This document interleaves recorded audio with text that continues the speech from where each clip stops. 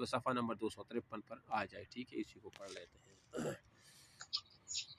ترجمہ، یہ حضرت علی بن ابی طالب ہے، ٹھیک ہے، اس کی حکومت ہے 35 ہجری سے لے کر 40 ہجری تک ہے، بمطابق 656 سے لے کر تا 661 ہے، ٹھیک ہے۔ تو حضرت عثمان کی بات حضرت علی بن ابی طالب خلیفہ ہوئی، آپ رسول اللہ صلی اللہ علیہ وسلم کے چچیرے بھائی تھے۔ آپ کے خاندان بنو ہاشم کو کعبہ کی تولید کی وجہ سے سارے عرب میں مذہبی سیادت وہ حاصل تھی۔ رسول اللہ صلی اللہ علیہ وسلم کی کئی چچا تھے، لیکن آپ کو جو تعلق حضرت علی کے والد ابو طالب کے ساتھ وہ کسی کے ساتھ نہ تھا۔ ابو طالب کے زمانہ میں جب رسول اللہ صلی اللہ علیہ وسلم ہر طرف سے مشرکین کی مکہ کے نرغہ میں گرے ہوئے تھے، آپ کی حمایت اور پشت پناہی کرتے تھے۔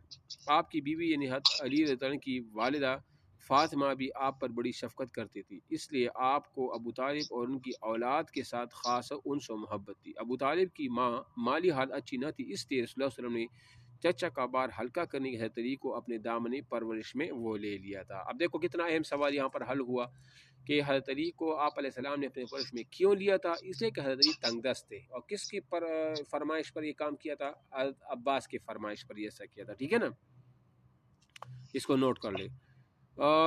اچھا، اس لیے رسول اللہ صلی اللہ علیہ وسلم نے اپنے چچا کا بار ہلکا کرنے کے لیے حضرت علی کو اپنے دامن پرورش میں لیا تھا۔ اسی طرح ابتدا سے حضرت علی نے آغوش نبوت میں پرورش پائی۔ اس کا اثر یہ تھا کہ جب رسول اللہ صلی اللہ علیہ وسلم نے اول اسلام کی دعوت دی تو سب سے پہلے اس نوعمر لڑکے نے لبیک کہا، چونکہ حضرت علی کو ابتدا سے ہی تربیت صالحہ ملی تھی، اس سے زمانہ جاہلیت کے تمام آلودگیوں سے آپ کا دامن محفوظ رہا۔ قبول اسلام کے بعد حضرت علی وعظ اور پند کے جلسوں میں اور تبلیغ اسلام کی مجو میں ہر وقت وسلم کے ساتھ اور رہتے تھے، یعنی بعثت کے وقت حضرت علی کی عمر 10 سال بتائی جاتی ہے اور 8 سال بھی بتائی جاتی ہے، دونوں کو آپ نوٹ کر لیں، ٹھیک ہے۔ آپ علیہ السلام نے اس کی تعمیل کے لیے کوئی صفحہ پر اپنے خاندان والوں کو جمع کیا اور اس سے فرمایا کہ اے بنی مطلب، میں تمہارے سامنے دنیا اور آخرت کی بہترین نعمت پیش کرتا ہوں، تم میں سے کون میرا ساتھ دیتا ہے اور کون میرا معاون اور مددگار بنتا ہے؟ تو اس کے جواب میں صرف ایک آواز آئی کہ گو میں عمر میں چھوٹا ہوں اور میری ٹانگیں کمزور ہے، تاہم میں آپ کا معاون اور مددگار اور قوت و بازو بنوں گا۔ یہ آواز علی بن ابی طالب کی تھی۔ آپ علیہ السلام نے 3 مرتبہ اس سوال کو دہرایا، اس کے جواب میں ہر مرتبہ حضرت علی ہی کی آواز آئی۔ اس صلہ میں آپ علیہ السلام کو یہ اعزاز بخشا کہ تم میری وارث اور بائی ہو۔ یہ صرف زبانی دعویٰ نہ تھا، کچھ اس سے بڑھ کر ہی تھا۔ ہجرت کے واقعات میں تم اس کی تفصیلیں وہ پڑھ چکے، ہم نے وہ پڑھ بھی لیا تھا، ٹھیک ہے نا۔ مدینہ آنے کے بعد 2 ہجری میں آپ علیہ السلام نے حضرت علی کی اپنا دامادی کا شرف وہ بخشا۔ اب یہ یہاں پر اہم سوال ہوا کہ حضرت علی و فاطمہ کا نکاح کب ہوا تھا؟